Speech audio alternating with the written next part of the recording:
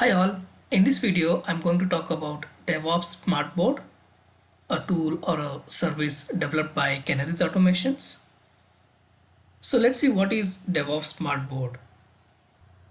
Before that, let me talk about the Azure DevOps product from Microsoft. Azure DevOps is you can say a DevOps platform, a SaaS application, which helps us in end-to-end DevOps implementation, like right from project management, where I can create the user stories or the task or the bug, right? Then to the version control, that is Azure Repos. Then I can create like implement CI/CD, that is build and release definitions. Azure DevOps also provides dashboards, which basically helps us to understand how the project is, progressing, and monitor the status and check the build and release results. But the main thing missing in Azure DevOps is the dashboard at a organization level, where it has the organization contains multiple projects. But if anyone wants to see the consolidated view at organization level in Azure DevOps, it is not possible. That is where DevOps Smartboard comes into picture. So DevOps Smartboard is a service built to visualize the data of coming from Azure DevOps at the organization level and even at the project level. DevOps Smartboard also provides a lot of other reports which are very helpful, which are not available in Azure DevOps. So DevOps Smartboard basically uses the REST APIs available from Azure DevOps. So this tool fetches the data and presents the data in a visualized format, like using the trend charts, bar graphs, pie charts, or even it provides useful metrics where the users can check the details. The end users can check the details and see how the project is progressing or see what are the bottlenecks. So DevOps Smartboard provides all these information. Using that, the end users can take corrective actions or decisions. Before showing the DevOps Smartboard tool, let me give a brief about my DevOps organization. So the DevOps organization name is DevOps Learning Demos, which has some 10 to 12 projects, and I can click on one of the project, and I can see certain dashboards available here. But again, what is missing is I want to see the dashboard at the org level, right, which is not available. So let's see how or what are the features of DevOps Smartboard. The URL is devopssmartboard.com. So, and I need to sign in with the same credentials as I sign in for the Azure DevOps account. Once I sign in, I get I get this home page where we have org view, that is organization dashboard. So based on the selection of my DevOps organization, I can see the a brief info about it, like how many projects are there, what is the total number of work items in that organization, total number of repos, pull request, the build pipelines, and the release pipelines, and the total number of users. So I'm not going to explain each of the reports or charts in this video. Maybe in the coming videos I can explain each of these reports and what are the users of these reports. Okay, so now this is the organization dashboard where I can quickly get the org-wide data. Like I can see the bug trend at the org-wide, how it is progressing, whether it's increasing, decreasing kind of thing. Then I can see open bugs by project. So so one of the project is Smart Hotel, and how many bugs are open and in what what is the level of severity, right? If it's a critical, medium, low. So project wise I can see the data here. Same way the entire list of bugs by severity. this chart gives that. Now again, I want to see the project wise work items, basically the count of total number of work items project wise, so that I can see which project has maximum number of work items. I can click on show more and I can get all the project data here. So if this project has around 3000 plus work items, then parts limited has 200 plus, like that. I can go and check for all the projects. The next chart shows the active pull request in the in the entire DevOps organization, and the next charts gives information about the pipelines per project. How many pipelines we have? Like three build definitions in this project, and two release pipelines for this project. Okay, so let me move on to the other charts quickly. Subscribers. So this is again mainly helpful for the owners of this organization, where I want to see how many users are accessing the organization and what kind of subscription or access level they have, right? Also, this impacts on my license usage also.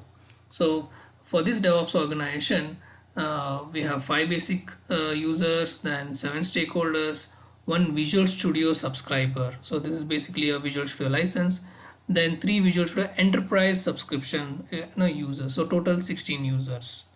And I can see like the list of users and when they accessed last and what is access level, and if they have not accessed the organization or any project in last 30 days, or not, they have not done any activities with respect to the Azure DevOps. So I can see that, and see like whether they are present in the team, or whether moved to a different team, or moved out of the organization. I can easily check how many active users are there, inactive users are there, and maybe remove the access for them, and recover the number of licenses or assign it to some other user. So it's basically effective usage of my licenses. I can even export this to an Excel or a PDF and send it to a concerned person also. Yeah, traceability report. So as I mentioned earlier, this provides the end-to-end traceability right from the top level work items to the granular level work items, along with the links, or integration with other features of Azure DevOps like commits or test cases or bugs. Let me choose the top level item, Epic. Then these are three epics in my project, and maybe I can check on this. Yeah, here we can see that for this epic work item we have a feature as a child, then the feature has many user stories, and this user story has a task, and test cases, and a test case was executed, and a bug was filed, and the next user story and task. So this is the entire hierarchy. Apart from that, let's say for the task, if there are any check-ins, even that information is available, and all the links are provided here. I can just click on this and directly go to that particular item in Azure DevOps. So that is available. So this is the end-to-end traceability, as you can see, from epic to a granular, a task level, even with the code commits. And I can easily export this to an Excel.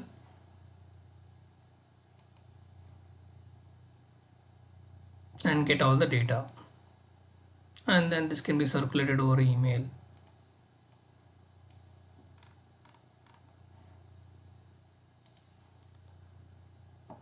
Yeah, so let me move on to the next report, multiple teams capacity. This basically helps to identify the resource capacity across teams.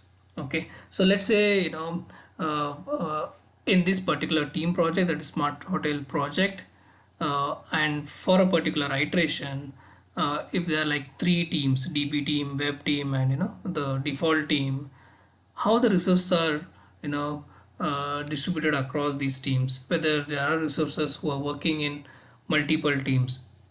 If so, then how the bandwidth is distributed, whether they are like, let's say the standard of working hours is 8, is it 2 and 4, or whether they are working more hours. So all those data can be easily identified. Otherwise it's very difficult in, in Azure DevOps to check this data.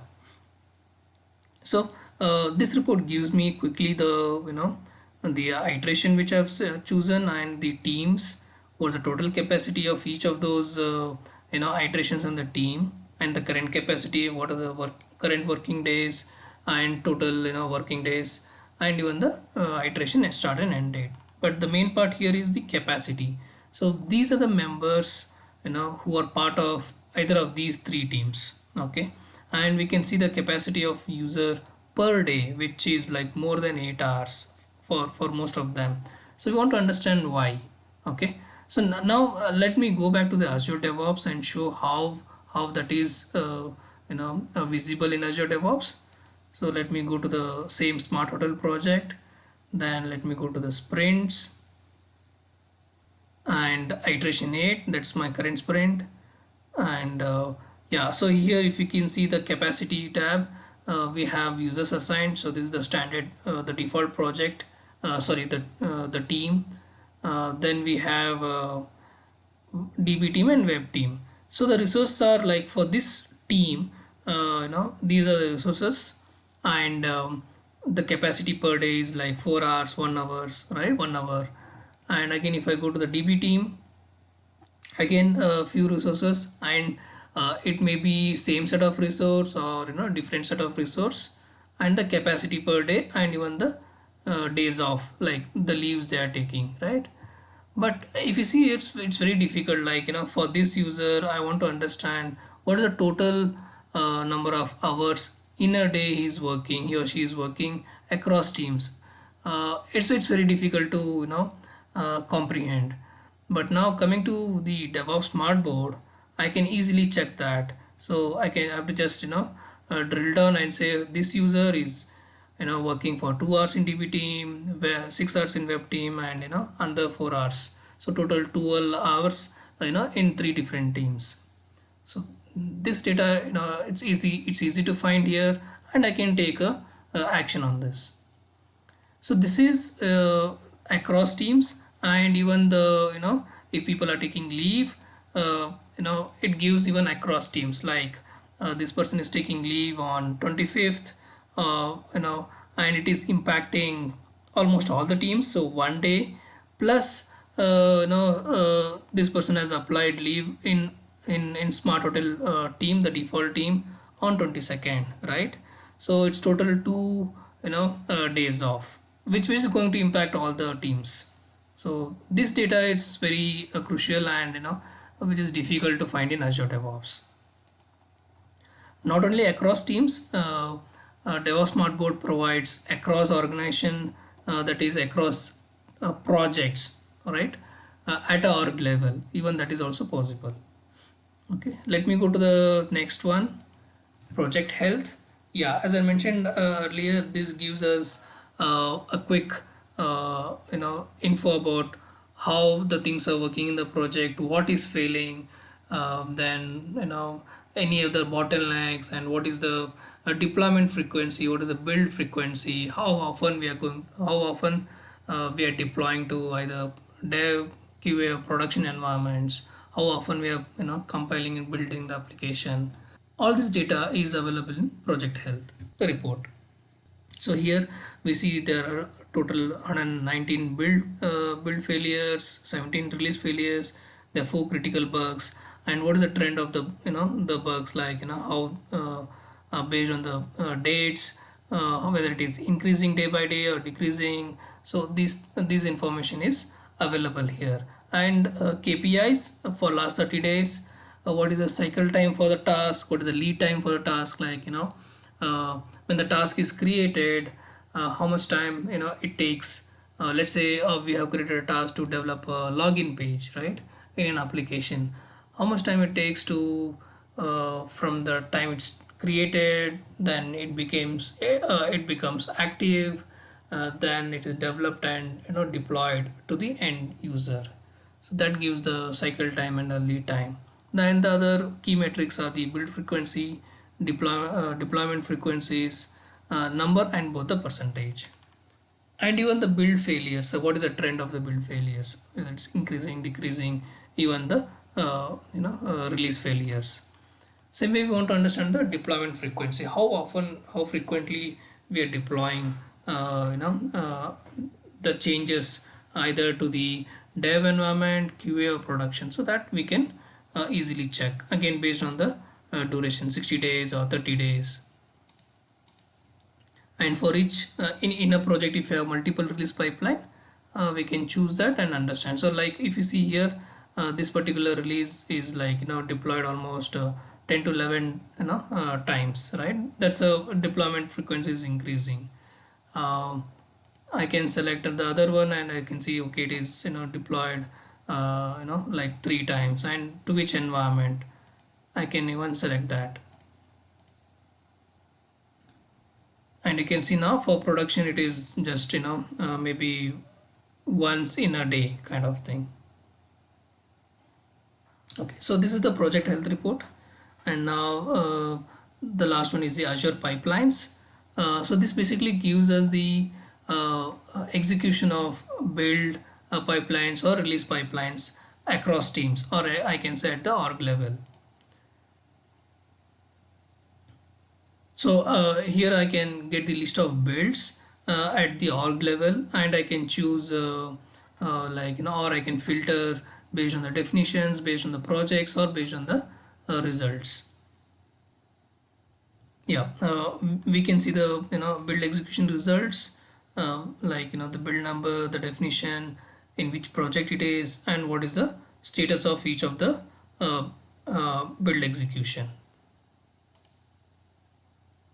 And similarly I can check for the release executions. Yeah, so here I can see like for this release pipeline or definition, what is the release number or name I can say, then what is the status in each stage, like dev, whether it is succeeded, failed, QA, and production, when it was triggered, or when the execution happened, who triggered, okay, and for which project, under which project is this pipeline, right? I can get those details. So I can easily filter here, like I can filter by project. Let's say I want to check on this PHP project. So I'll get all the results based on the particular project. Or I want to check for smart hotel project, and maybe I want to again drill down to a particular release pipeline. I can do that. And even I can define based on the filter based on the stages or based on the results. And this entire report can be exported to Excel or PDF. Sorry, I think I missed to show the project dashboard. So this is the organization dashboard which I explained, and then if I want to see the project level information, I can click on the project dashboard and I can select the team projects and see all the charts or data about that particular team project. Yeah, this is the project data. So for this team project, like how many work items are there, number of repos, pull requests, build pipelines, the users, and what are the active work items, again by work item types. Like we can see that there are around 3000 plus test cases, which is again the major part here, and rest of the other work item types. And open bugs by severity, like how many bugs are there and what is the severity type. Like we have around you can see that 6 work items of low severity, then another 14 of medium, like that, and total 83. And what is the the trend of the build execution and the release execution in this project? So like I can see based on the different dates, like on Jan 20th, what was the result, like one build execution succeeded, 6 times it has failed, and 4 times it was like either cancelled, right? So the the trend of the build execution is easily available here, which is very crucial. And similarly on the release execution, what is the release execution trend, whether it is day by day it is the success rate is going up or whether the failure rate is going up. So all this data which can be easily analyzed here. So this is the trend report, and here is the count of the the status of the builds, like whether how many builds succeeded, how many failed, how many cancelled. We can see those details here. And same with the release execution, like how many failed, how many did not have any result or it was cancelled, right? In last 7 days. So this gives the volume, and this chart gives the trend. So this was about the project dashboard. I can select any of the project and get into the details of this.